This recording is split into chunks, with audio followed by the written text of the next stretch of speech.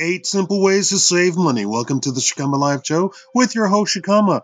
Be sure to like the video and please leave a comment. Are you saving money? Do you think you can save money? Here we go. Let's get started. Number 1, record your expenses. The first step to saving money is to figure out how much you spend. Keep track of all your expenses. That means every coffee, newspaper, and snack you buy. Ideally, you can account for every penny. Once you have your data, organize the number by categories such as gas, groceries, mortgage, and total each month. Consider using your credit card or bank statement to help you with this.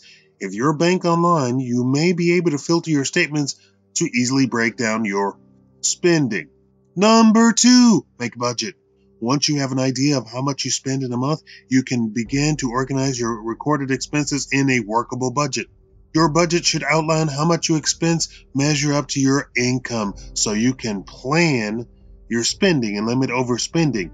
In addition to your monthly expenses, be sure to factor in expenses that occur regularly but not every month, such as car maintenance. Find information online. Number 3, plan on saving money.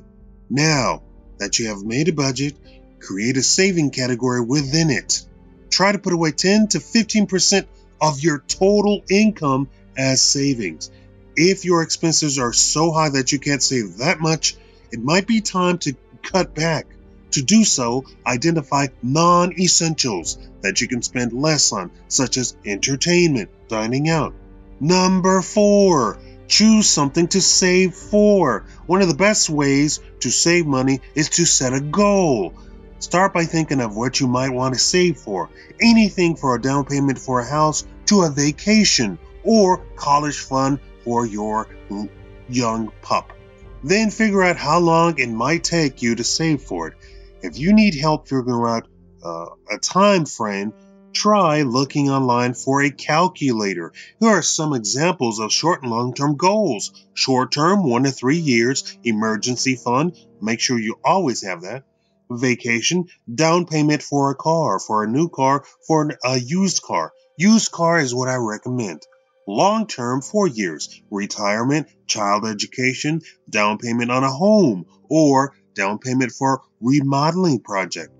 Number 5, decide on your priorities.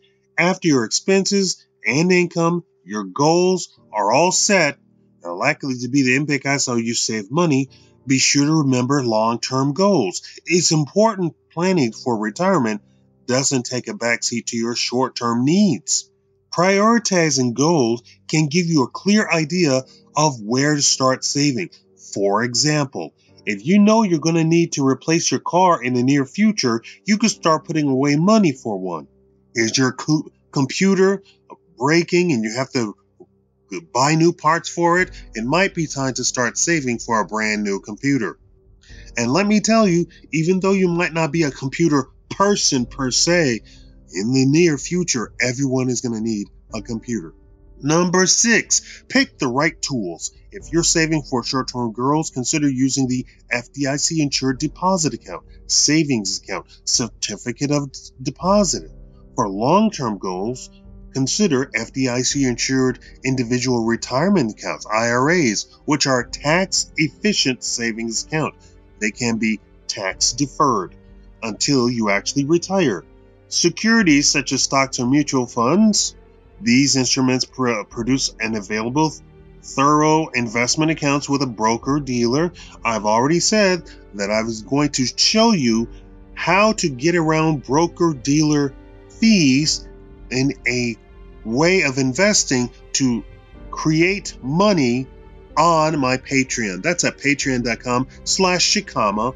The full report will be there soon. Make sure that you go over there and at least pay $15 or more a month. Thank you. Here's number 7, making saving automatic. Almost all banks offer automated transfers between your checkings and savings accounts. You can choose when, how much, and where to transfer your money, or even split your direct deposit between your checking and savings account. Automated transfers are a great way to save money since you don't have to think about it. And here's a small trick to make savings and direct deposits work in your best interest by splitting and transferring money between your checking and savings. With compound interest, you can systematically put money into your saving account from your checking account. Let's say you want to put all of your money into your checking account, but you know that each month you do not, in fact, spend all of your money out of your checking. What you can do is set aside a specific amount that you always are going to deposit into your savings account, and at midnight of each day, divide that amount into 30 days and transfer that amount daily into your savings account. Number 8, finally, watch your savings grow. Check your progress every month. Check all of your accounts. Check your investments. Check your IRAs. Make sure that the stock market isn't going down on you. And make sure that if you're with a broker, that you absolutely get out from under those brokerage fees. And follow my plan that's going to be on patreon.com/Shakaama. Thank you for watching. Remember to like the video. Leave a comment. Bye-bye.